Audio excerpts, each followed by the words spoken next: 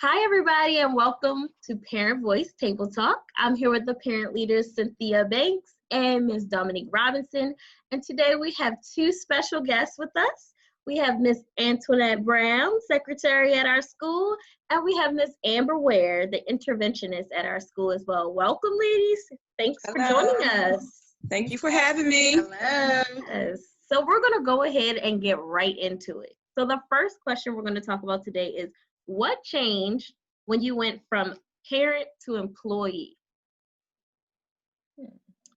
So for me, I actually went from employee to parent, kind of in a sense, because I started working at Furman first, and I decided to put my kids there because it was just convenient, to be honest with you.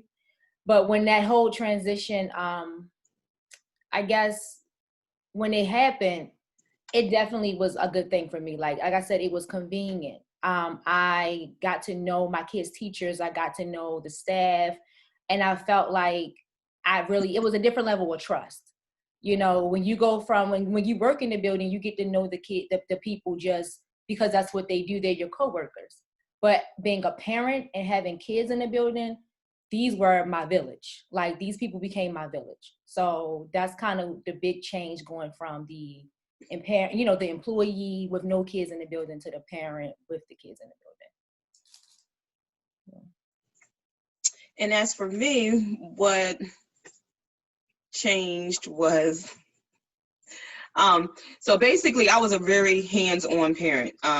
I wasn't working at the time, so I was in my children's classroom pretty much all day long. And I was the one that would take assignments home or take crafts home or cut stuff up.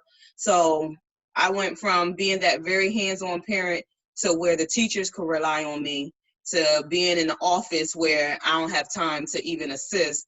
And I felt like I was distanced from what I was really used to and what was normal to me. So.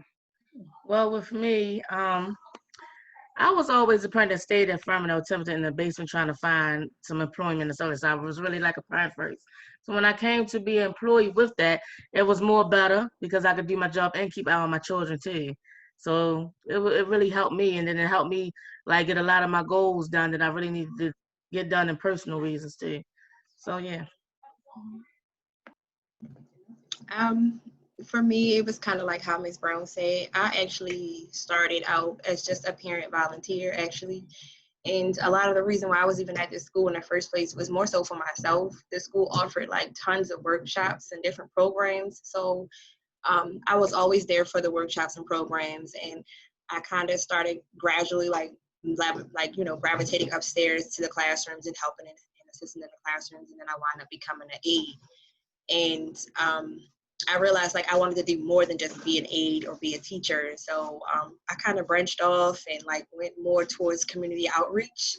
And so now I'm with Promise Heights at the school. But I love to teach. Like you already know, like that's my end all be all goal was to be a teacher at some point or to some capacity. So it kind of worked out because now I'm doing a little bit of everything and I like where I wanted to go. So yeah. It was a huge transition too though, because it kind of went from like my own personal to like more so being more aware of what's really going on for my kids too, and really being active and prevalent in the building. Yeah, I agree. I cared a little bit more because my kids were in, and now it became like I'm not just an employee here. I'm not just what they do here doesn't just affect other people's kids. It affects mine too. So yeah, I became a lot more like nosy into like what's going on and how things started to operate. So I agree with you, Cynthia. It's a good thing to hear that it sounds like the school kind of creates that space where you can come in, you can kind of get the support you need, but then at the same time, you're able to also support your children and be a part of their learning. And I think that's very important, especially for elementary school kids, like just having that accessibility to a parent. Like I think if I had that when I was younger, that would have been so encouraging and motivating and something to just kind of keep me on my toes as I was going through the process of learning. So I think it's awesome. So what is it like working at your child's school? Like, what makes it difficult though? So we talked about kind of like the pros as far as how it kind of gave you that space to kind of do things for yourself and also have access to your children, but what makes it difficult? Well, sometimes it makes it, go ahead. Go ahead, Dominique. Go ahead. Sometimes it just makes it difficult when you know that your child is like the one sometimes that disrupting class or something like that. So it makes it difficult when a teacher coming for you and say, can you come in for a second, and I'm doing my work too. And so that's the only thing that makes it difficult. But it doesn't make it difficult because I would pop up in my class, the children's room, like I'm looking, like what are you doing? Why are you sitting over there? Or it don't make it difficult to me. It makes it difficult for the children to know that their mother worked there and they can't get away with too much stuff. I think for me, it does make it difficult to an extent because, like, as soon as they do something, they're on it.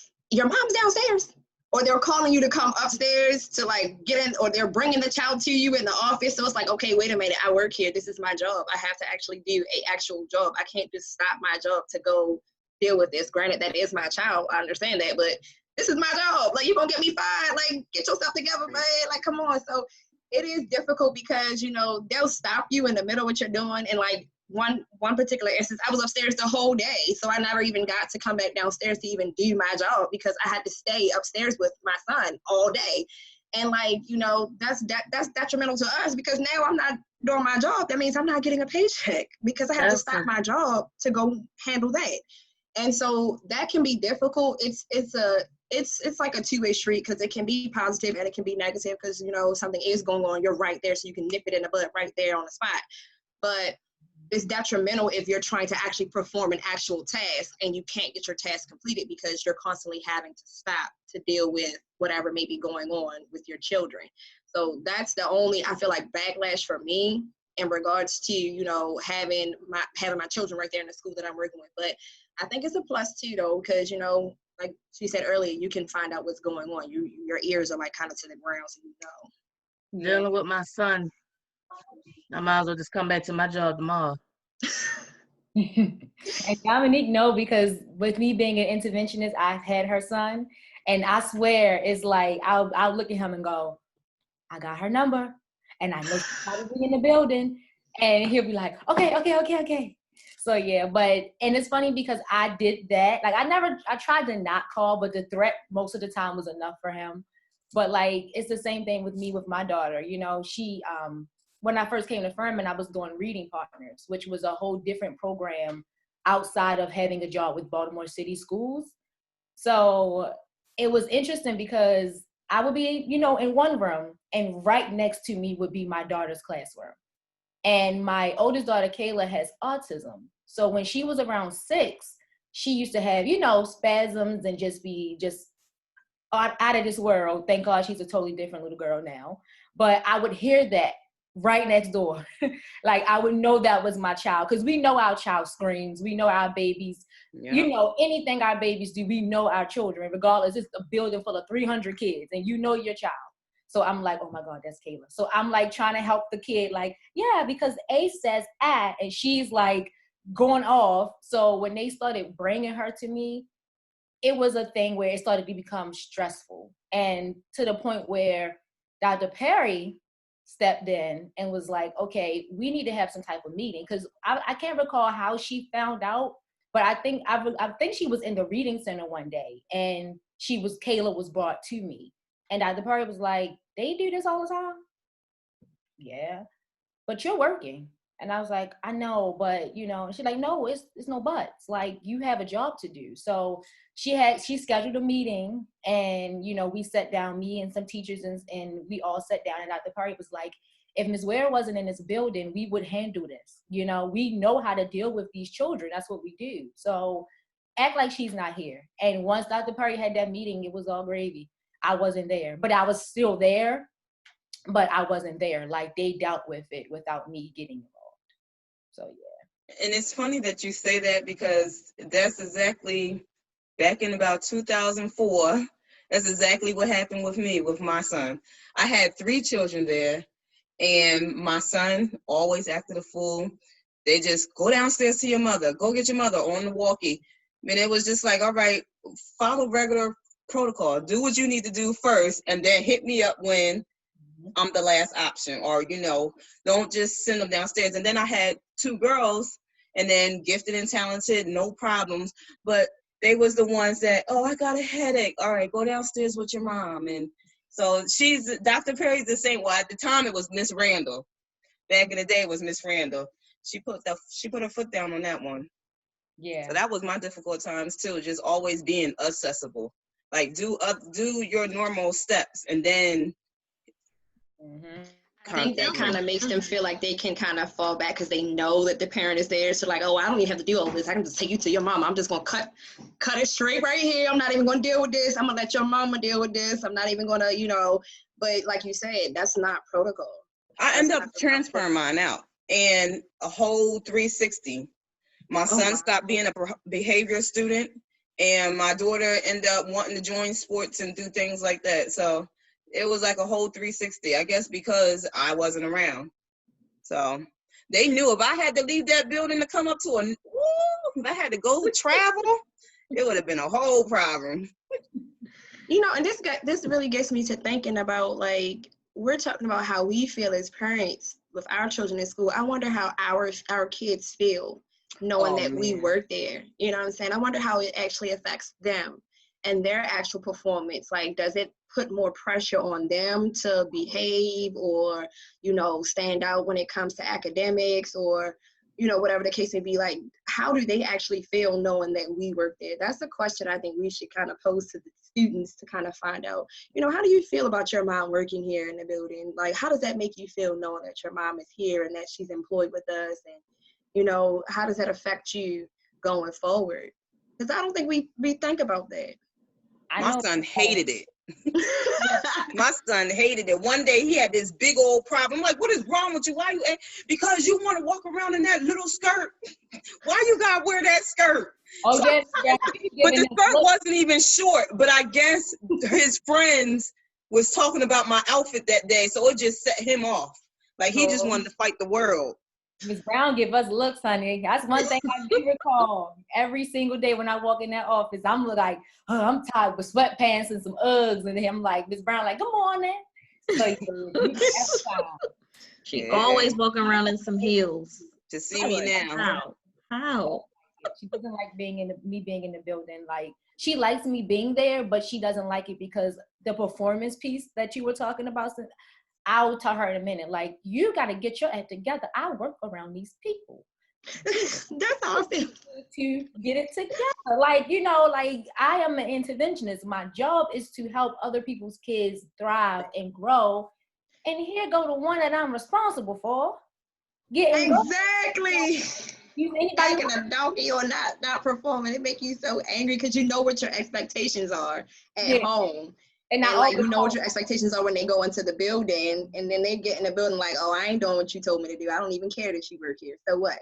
And then you're trying to be an example. So you're not really talking to them how you really want to talk to them. Yeah. Yeah. You gotta kind of be guarded, you know what I'm saying? Right. Yeah, be that example. Yeah. Kids that have you walking on eggshells. I tell her that all the time. Like, I work with these people. You are embarrassing me. So I know she hates it. I know she's ready to graduate. She in 4th grade. I know she like, one more year. She can't come to middle school with me. But so it sounds like boundaries is really the biggest issue and the difficulty between being a parent and then, your child going to the school that you actually work for. Just having those boundaries and just making sure that they're in place. So, yeah. Okay, so next question. How does working at school help you grow professionally? Well, for me personally, I feel like it has helped me tremendously gain patience. I learned how to deal with the community. I learned how to deal with different people with different personalities. So a lot of things that I really wasn't used to as far as attitudes and things like that, it helped me emotionally deal with a lot. So I would say the networking. Working at the school, I'm able to meet a lot of different teachers and different staff members and kind of learn more about what they actually do in the building. As a parent, you don't really know, they introduce them, but like it doesn't like always resonate or click. But actually working there and having to actually work side by side with people, you kind of get to see what they're actually capable of and what they're actually responsible for. And then you never know who knows who. So a lot of that helped me as well in terms of like working at the school. I've been able to network, and now I know more information about the Board of Education, and I know information about how to, go in terms of like my career, which direction I want to go in now, because it opened up that door for me. I was able to kind of meet different people, and now I'm like, oh, I didn't know about this. I didn't know about that. So for me, it helped me learn more about what was actually available right there in the actual school and in the community and neighborhood, and like what was adjacent to our community. So that was a benefit. I agree with Miss Brown and Cynthia. Like a lot of different personalities, a lot of stuff. It brings that I learned a lot with networking too. A lot of it. Like I said, I have learned to set specific, attainable goals in order to achieve my success that I want to do. So it helps me a lot. And you learn more things different days that come. So yeah. Definitely. I agree that the opportunities that I've gotten in that school have been amazing. Like, I love people. I'm a people person to a degree. Now, when I'm working, I'm a people person. Like, I am an introvert. Like, I like introvert. I like being by myself. But when I'm in a building and I'm around people, I can, I like getting along. I like meeting people. And I've had opportunities to host programs like the Chicago Parent Program. And that was so fun. Like, that was like, I think I did it for 2 years, I want to say. Like, those were the best years. Like, it was so cool. And coming in and doing Reading Partners, that was an AmeriCorps program. So I literally only had 2 years to do that. And I was getting a stipend. And at that point, before coming to a Reading Partners, I actually used to work at a credit union. And I thought I was going to like work my way up that corporate ladder and, be that big honcho, that sexy woman wearing her business suit and giving orders and, and then about 27 or so, I was like, I don't want to do this. This isn't my life. I want to work with children. So getting Reading Partners, and then once my 2 years was up with Reading Partners, Dr. Perry was, someone was leaving, and she was just like, would you want to be an interventionist here?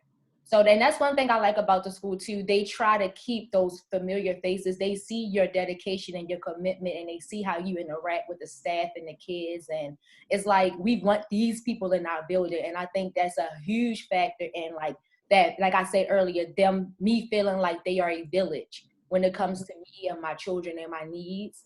And yeah, she asked me if I wanted to be an interventionist. And actually I emailed her and was saying, my 2 years are almost up. If there's anything I can do in this building, please let me know. I literally would have been a cafeteria lady because I really just loved it so much, and I wanted to stay with my kids. And then she came to me and she was like, you have a degree in this and that. And I was like, yes. And she was like, you've done this for 2 years. You want to be an interventionist? And I was like, sure. And that's been the best 3 years of my life as well. And it actually told me what I didn't want to do though. I don't want to be a teacher. So it's helped me professionally because it's kind of brought out a lot of my strengths, but it's also helped me professionally because it let me know I don't want to go that extra mile to be a teacher. I am happy being an interventionist. This is where I stop. That's it. That's good. It sounds like the school really provides opportunity for growth. Right. And just being on the other side of those conversations, in a sense, like I can speak to the parent leaders. I saw Dominique down in the parent resource center looking for employment and being diligent and really seeking it. And I saw potential in her. So when this opportunity come across my table, oh, what about Miss Dominique? She's been in the parent center looking. She's actively seeking. Like I saw potential in her that she probably didn't even see herself, even to the point where she does like drawings and stuff that we'll do in the office. And she's like, yeah, I just doodle. I said, doodle? You can draw. You have a skill. Like you better go for that. You could be a cartoonist or animate. I don't know, people that do the animations and stuff like that. I said, you have the skill for it. What do you want to do with your life? Where you want to go? Because I'm just trying to help you to get there. I'm all about growth and taking you to the next level. Cynthia, same way. Like she said, she came in as a volunteer. We didn't even have parent leaders at that time. But as soon as she showed dedication, just volunteering over the summer, just coming in like a regular worker, Monday through Thursday or Monday through Friday, just being so engaged and excited to be a part of the work, that was a no-brainer. Oh, why not Cynthia Banks? She would be perfect. She shows dedication, drive, motivation. Education is something that she has a background in and she loves. This could give her a platform to go even further up if she chooses to. So it's all about, I think, growth and opportunity. And I definitely think the school provides that. Yeah, definitely. And it's so funny though, because Miss Amber was in charge of the parent university, the child Chicago parent. She actually did my session. She was in charge of my Chicago parent session, and that's how I started finding out more about what was going on at the school, because she had did Chicago parent, and I was one of the parents. And I would look forward to coming to class because like they were really cool, like they're very open. And it started just like that, coming to the workshops. I was coming to all the workshops, every single workshop. And then finally I was like, I'm looking for a job. Are you guys willing to help? And you guys were like, okay, cool. You already volunteered, so why not? And so I'm like, okay, I'm gonna do it. And so then I started with substitution, and I did substitution for like 2 weeks. And then the actual position for recess aide and aide in the classroom opened up, and I took it. I jumped on it, and I did that, and I was rolling with it. And I was like, okay, I kind of want to do more outreach though. I like doing this. If I can't teach and be in the actual classroom and have my own classroom, then let me move in this direction. And like every direction that I wanted to move in, it was always some kind of support. It was never like, I'm moving in that direction by myself. No, it was always some type of support system. This is what you're really trying to do. You're saying, okay, come on, let's figure it out. How can we do this? Even down to when I was trying to get the substitution position, Latoya was helping me get my, remember that? We were downstairs in the PAC room. She was helping me get my credentials off the internet and paying for it and everything. She helped me set everything up, so it's all about, having that, like she said, that community around you, that network around you, that vibe, those people around you that really want to see you excel and go somewhere. Yeah. You took it back for a minute. Hold up. It felt good to see that with you. I was like, when I started seeing you in the building more, I'm like, okay, because me and you really did hit it off. Like, so Yeah. see you in the building. Then when I see you with the class and you, the little ones, and you walking down the hallway, I said, what's going on? She said, I'm substituting this class. And I said, like, I literally you wore so many hats in that building, and I was just like, that's what I'm talking about. Like, I loved it. Even with Miss Dominique, like, seeing y'all and meeting you all, and it's just like, okay, they're awesome parents, clearly. But then when I got to meet y'all, and it was like, oh, they cool people too. So, like, Furman I'm kind of sad my daughter's graduating. One of them graduating this year, because this building is definitely like home. Like, I'm not even lying. Like, I really do feel that this building is cool. Like, it's a lot of people that we feel like we are really like a family. Like, I would literally let Miss Cynthia reprimand my daughter if she's seen her doing something crazy, or Miss Dominique or Miss Brown or Miss Latoya. Like, I wouldn't feel like no type of way, because if you saying something to my child, clearly you seen them doing something they weren't supposed to do. So yeah, it's good to feel like that though. It's good to work in a place like that and have your kids be in a place like that. It definitely sets the foundation. Mm-hmm. Because when I went looking for middle school and high school, it had to be on Furman level. It definitely had to be on Furman level. Yeah. So we're going to go ahead and go into our current times question. And the question is social media, the era of soap operas.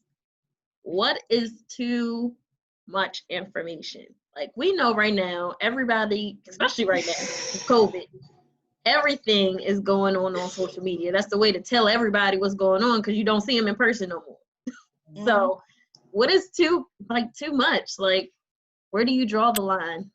Too much is really when you putting your marriage and relationship stuff online, or talking about someone, or basically you know this person that's your friend on Facebook and you talking about them, then y'all going back and forth on each comment. By the time you look on each comment, it's about 1,000 comments. Now, me, I'm nosy, so I'm looking at the 1,000 comments too. Like, so, but I would say it really is like a soap opera. It really is. It definitely is. I be on there eating popcorn, like, for real, that happened, dang. Like, it just be crazy though. It do be too much information but I like being nosy, but it is too much information. It's just a mess though. On Facebook, Instagram, they don't even have MySpace no more. So, and I never been on Twitter. MySpace. I love Taking it my back. I never been on Twitter, so I don't know if that's like Facebook and Instagram. I only got Facebook and Instagram, so I don't even know what Twitter is like. Do y'all Me got neither. Twitter? I Y'all got? can do I don't Twitter. have I actually Twitter. have a Twitter, but I don't use it. I tried it. My Do it. my daughter started my Facebook account years ago. She was like, "Mom," and that's when Facebook had first started. She started my Facebook account, and I want to say was it MySpace before Facebook? Yeah, it was MySpace for Yeah, I everything. want to say she started off with MySpace. Yeah. And I think before MySpace, it was like Black Planet or something. Yeah, I ain't that never heard of that. Like, Yeah, I remember that. I think the other one, I don't even know what was it. Air G. You ever heard of that? Mm-mm. That was like a soap opera too, though. But that was a long time ago. I think I was like 17 when I was on Air G. Mm. yeah, MySpace I was don't post a lot on social media. If anything, it's pictures of like artwork that I've done.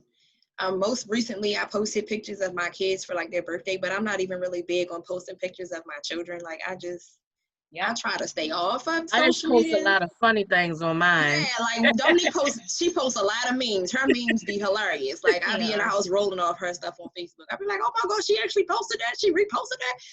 Yeah, some of the stuff be like, what? Like it's funny. I had to give it to her. Like yeah, but I don't know. Instagram. Most of the time, if I'm doing something on Instagram, it's just I'm sharing something that somebody else already posted. You know what I'm saying? I'm putting up somebody else's picture that they already posted. It's usually like something inspirational or something that I feel like I need to be reminded of, you know, so I'll save it and or put it towards my story or something like that. But I do more on Instagram than I do on Facebook now. And that's just because I just got Instagram this year. But I'm not big on social media. Yeah, I used to be. And I think because I used to be that big person that would post literally what she used to have to drink in the morning, now I'm like, chill with it. Now it's going to make me money, especially because back then when we were on MySpace and we were just having fun, you know, it was like, it wasn't monetized. People wasn't becoming millionaires and thousandaires and stuff off of it.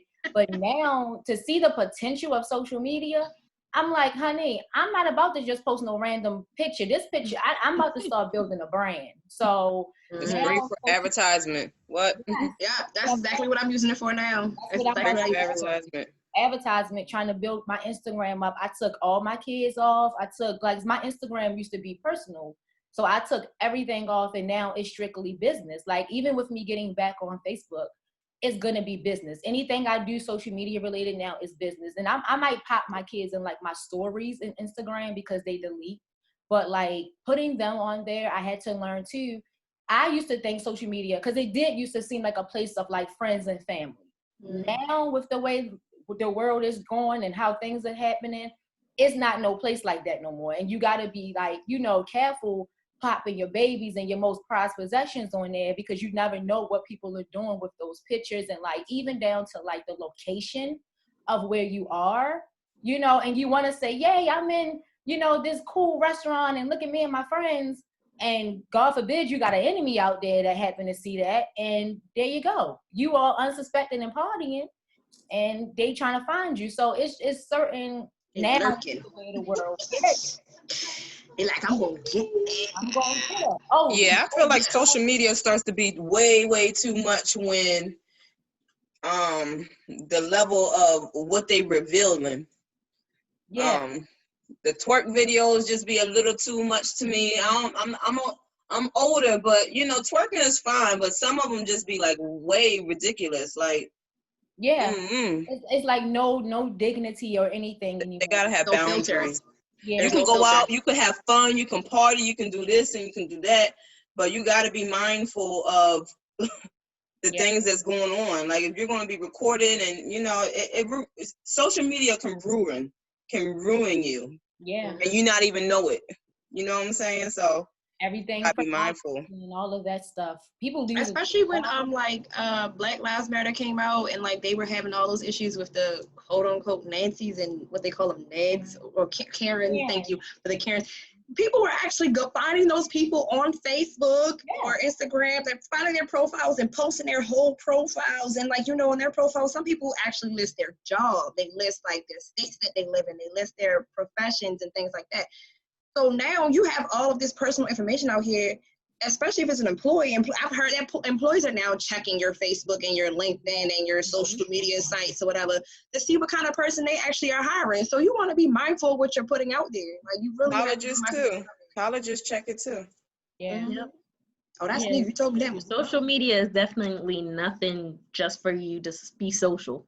That's definitely not the case anymore. The MySpace days were so gorgeous. You could make your web page and put your you could change the music. Yeah, you could change the music. You could change the background. No, it wasn't about likes and all of that stuff. You wasn't getting paid to put advertisements on it. Like, it just was fun. And even with YouTube, like that YouTube used to be like that for me too. Like I'm on YouTube and I'm trying to build a brand on there. But when I used to watch it back in like 2010 to 2015, it was just for fun. People were just uploading just to have fun. And now it's this whole thing of just people, you only got 50,000 subscribers. Your channel is whack. And it's like, what? Like 50,000 subscribers is a big deal, Yeah, that is a big deal.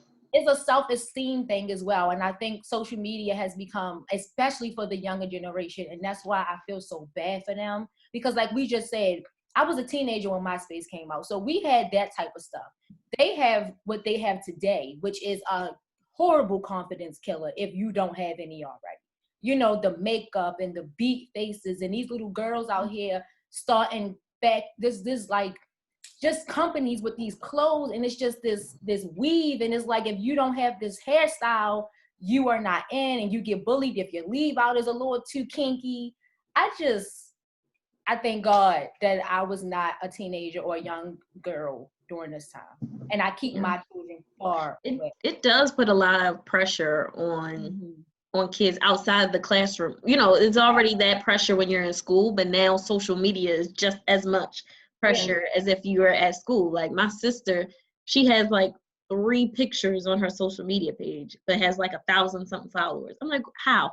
She's like, well, I don't like my pictures. Like, I'll post them and then I'll go back and look at it and say, I look ugly, and take it off. I said, if you feel confident and beautiful when you posted it, then you're beautiful. Don't let anybody try to make you feel less beautiful just because you then see somebody else post something and then you compare it to your photo and like, no, that's not pretty no more. I'm going to take it off. So I think that does put that. I actually watched a document. Y'all know I like my documentaries. I'm the nerd. I don't care. But I was on Netflix recently, and they have a documentary called The Social Dilemma. Yep. And I actually sat, and it's actually really good. And it's very, very informative. It really makes you think like, dang, hold up, they really watching this. They actually, the apps and things are programmed to get you to get on them and adjust and like react to when it dings. Your brain is like, oh, it's dinging, what's going on? Or when someone posts a new thing and it notifies you, or when you're scrolling. All those things are psychological things that were actually designed that actually mess with your brain, that you don't even realize is messing with your brain, to get you to be involved in social media. And they send like little trigger videos or little things that pop up like suggested for you, just to get you engaged more into it, so that you're into like what's going on. And like people become addicted to their phones and stuff like that. But part of what I wanted to get to was that back to what Ms. Amber was saying, was that when cell phones and stuff came out, the suicide rate of girls and young men drastically went from like next to none to like you should see the chart. It just skyrocketed all the way to the top of the chart in the 2000s when like Facebook and Instagram and all those things came out, because like Victoria said, you're in comparison. These girls and young boys, they're in that comparison frame of mind, and it really messes with your self-esteem and your self-confidence and how you see yourself and how you view yourself, because you're thinking, oh, they're liking it, so that means they like me. Yep. You know, and then when you don't get the likes that you think you're going to get, that makes you feel depressed and sad, because you're looking for this gratification that you're not getting. You know, Nice. so social media has a lot of different little issues with it, and I'm really big on like trying to take my kids. I don't want my kids on the phones. I take their phones at night. I don't have all the passwords yet, but I'm getting the passwords. But I take their phones at night just so that I know that they're not sitting there scrolling or playing with, you know, some of the apps or the programs or different little things that they downloaded, because it's just not healthy. And they use it to bully each other too. I don't know if you guys have heard in the school when we were in the building, like I've heard, you only got so-and-so followers. Your TikTok is not all that. Like I've literally heard kids going back and forth and using social media to bully another child. Like, girl, that picture only got 20 likes. It ain't cute. And I'm like, let me see the picture. And these kids nowadays, they ruthless. They are. When we They growing are. up, but these kids nowadays, they make you want to cry for a second. Like, hold up, wait a minute. They are. It's They don't sad. hold nothing back. They are really quick to speak their mind, and they don't care if it hurts somebody's feelings. Yeah. Tell you Yeah. something. I take my 3 oldest ones, they're grown, but they already know the rules. So you could pay your own bill. I take it and I get all the passwords. That's why my daughter, 13 right now, she hasn't had a phone since about May. And I think I might give it back to her in January. And that might, or maybe I'll give it to her as her Christmas gift. But I keep telling her, yeah, you act a fool. Guess what? Okay. You don't need no phone.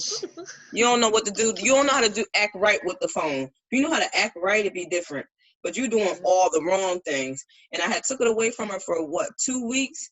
And then the day I gave her back to her, she did something else. I said, 2 weeks must not have been long enough. So how about for the rest of the year? Girl, she was devastated. And they turn, like Kevin Hart said, the little boy, his son turned into a crackhead when he took the phone from me. What you doing? My This kids is be how going bad through it is. This is how bad it is. Can I get my phone back? I'd be like, boy, I took the phone. If I took the phone, maybe you can't get it back. My son will stand at the door for a good 5 minutes. Ma, can I have my phone back now? No. Ma, can I have my phone back now? No. Ma, can I please get my phone back now and learn my lesson? No. But you don't understand. No means no. I took it for a reason. Obviously, it didn't click when I took it the first time, so you're not getting it back, you know? And so, like, they get upset about it, but these kids, they get so addicted to their phones, and now they got iPhones. When I was growing up, I had a Nokia. Brand. That's another thing I heard around the building. What type of phone you got? Oh, that's an Android. I'm like, oh, that matters. And then I started feeling as an adult, like, oh, well, this is an Android. Let me put my phone away. When I was growing up, Not me. I'd be mad. I'd be like, I'm keeping this phone until I can't use it no more. My daughter would be like, Mom, come on now. Like, was supposed to upgrade. I'm like, this paid off. That's how I feel, right? When I was growing up, I had the blue bleeps. So. In the Nextel. I remember that. I used to want one so bad, and then when I finally got one, it was like a size. It was like 2 times this size, and I'm sitting here like, that's okay now. I still got it. I used to love the blue bleeps because let you hang up on me. I'm coming through the blue bleep. You hung up on me. Remember how you could go through there? Yeah. I had the sidekick though. That T-Mobile sidekick was my baby. Oh yeah, I had it in the Razor. Yeah, I had one of them. If I could get one of them again, I would get a T-Mobile sidekick in 2020. Like and see, I used to love the Blackberries. That was my thing. Blackberries was my thing. Yeah. Today. That's funny. But no, I had a little Nokia. That little joint was like this big. And you gotta push all the numbers just to take you 20 minutes. You had one where the antenna had to pull out. Yeah, I had one of them too. And you had to push, you know how you had to push the numbers, the text? It took you 20 minutes to send one text. Yeah. You had to push one like 10 times, 111 in order to get the letters. These kids nowadays don't know nothing about none of that. They don't know nothing about none of that. We got character. That's it. We are. We seasoned. But I just think that it goes too far when you start airing dirty laundry all on social media. It's not even sometimes just you. Like, you sitting there talking about other people. You sitting there talking about your own personal dirty laundry. Like, sometimes I'm like, oh, so-and-so broke up with so-and-so. How you know? Social media. Oh, so-and-so getting a divorce. How you know? Social media. Like, that's stuff that you just keep it to yourself. Like, granted, it's not me looking and searching. It's just on my news. Yeah. And sometimes it makes me kind of depressed. I'm like, this is depressing. I don't even want to look on my news feed because when certain things happen, I don't get on social media. Like when Kobe died, I didn't get on social media. When Nipsey Hussle died, I didn't get on social media. This whole election process of them figuring it out, I stayed far away from social media. Sometimes I know like I'm not even gonna get on it. And it's like what Dominique said too. I used to, when Facebook and stuff came out, I was very guilty in my early 20s of putting relationship issues on there. And We I all used to had feel that like issue. people, like I did, because I used to feel like people was on my side. Like I like the like comments and the, you are a good mother, don't you worry about him, and you know. But like Dominique said, I had to realize a lot of people wasn't just doing them, they were just eating popcorn, eating it up. Mm-hmm. You know, Mm-hmm. even though I felt like I had a little community behind me, I really didn't. You know, so it is that like they don't care about my business. They want to know it so they can gossip about it. But other than that, they're not really helping the situation. So just keep It's an entertainment platform now. Like we said, like it's a business. Like especially like you were saying, Amber, people now make money doing social media posts. You got 1,000+ followers, oh, you can make some money. YouTube, Facebook, Instagram. Somebody about to hire my sister to do reviews on hair products for $200 a post. Like really? Like she just to post videos. So I mean, there is some pros behind social media, but if you use it in the right way, Yeah. and you don't let it shape or affect you and your personal feelings about yourself, and then you don't use it as a, if you have to use it for an outlet, try to use it in the best way where you're not putting your own personal information out there, code it in some way or something. Yeah. Where it's not just all your personal business on social media. Like, this not about me, y'all. I hate when people say that. This is not about me, but if you gotta I don't watch none of it. I don't watch reality TV. Asking for a friend. I don't follow a whole bunch of celebrities. I don't get. I used to be so engaged into the drama that was on TV. When I would tell the story, you would have thought that I was sitting right there. Yeah. And then I realized that I'm part of the drama. Like I'm part of the spreading the process of the rumor. Like, and it was just consuming. And then I would get in arguments. No, because he was wrong. He shouldn't have. Me and my sister were beefing. And I was just like, yo, I'm done. I'm done watching it. Love and Hip Hop did it for me. Yeah, I used to be one of those. Did it for me. I used to watch it too. Because I was rooting for Erica and Scrappy. Like I was an Erica and Scrappy fanboy. That was it. I'm done because I really got emotional. Ready? What? Stevie did it for me. Why I'm out. Stevie did it for me. Yes, him too. I was like, look, I can't watch this no more because I used to get, like you said, upset. Like I used to be mad. Like he just did me wrong. Like he just cheated on me or had a baby on me. Like right. And then don't let nobody be on his side. You ready to go war for war with the person? Like really? It's not worth it. Then it's like every man you look at trifling. Just another one of them. Stevie made me mad today. Stevie, like Stevie. I know. I was pissed off the way he did Mimi. That was what, man. Anyway. Yeah. Anyway, this is what happens. This is how you get engaged. Y'all got me all the way lost. I ain't never watched no Loves in Hip Hop. I haven't watched it in years. I said Loves in Hip Hop. It's Love in Hip Hop.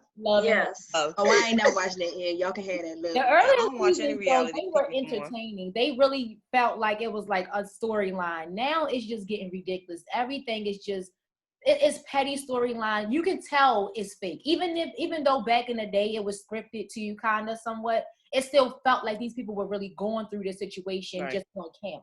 Now it's like, all right, and cut. What you say about it? No, like, all right, action. And cut. All right, girls, so we gonna go get some drinks today? Okay, let's go out. Like, that's what it feel like now. Like, you can just obviously tell it's fake.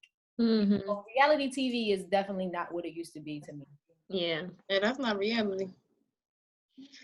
So we're gonna end our session by throwing it to my girl Dominique because I know she got something funny for us to talk about. What is the funny question of the day, Dominique? It is, what's the craziest name you can name your child, or the craziest name you done heard someone name their child? Now, for me, personally, when I was growing up, I heard the mother named her child Apollonia. Never know where it came from, but it was Apollonia. And the preface of me, if I ever was to get pregnant later in long run, I'm going to be in labor and I'm going to yell, enough. That's going to be the child name. She is. And it's funny you said Enough. Enough. Apple. Like, Enough. I was thinking about Apple. Remember when they named Gwyneth Paltrow? Like, She named her daughter Apple. 15 years ago, and that's when I first got exposed to the celebrity, like, crazy names, because the Apple was so crazy, and everybody was like, Apple, oh my God, this is you. Oh my God, Gwyneth. And it's like, now, these like, you're not surprised anymore. But back then, 15 years ago, when I first heard her name her daughter Apple, and I heard Michael name his child Blanket, I was like, Ain't that baby Blanket? Then you seen the baby with the blanket dangling On on his head. I was like, oh my God, this is crazy. These celebrities. One of them named their child Airplane, and one of them named their child Seven. You named your daughter after a number. Yeah. Who's Seven? I feel like that was a spiritual one. I think that wasn't that Erykah Badu? She named her daughter Seven, or one of them. And it was a guy, he named his son Airplane. I know the craziest name I've heard of. Well, it's not really crazy, but it's just to me inappropriate. I know a little girl named Desire. Okay, yeah. You are my desire. She said that's supposed to be Desiree. She spelled it wrong. And then it's crazy though, because I hear these elderly women like with these names, and the thing is, it's crazy though, because my child father at this moment, his name is Thomas.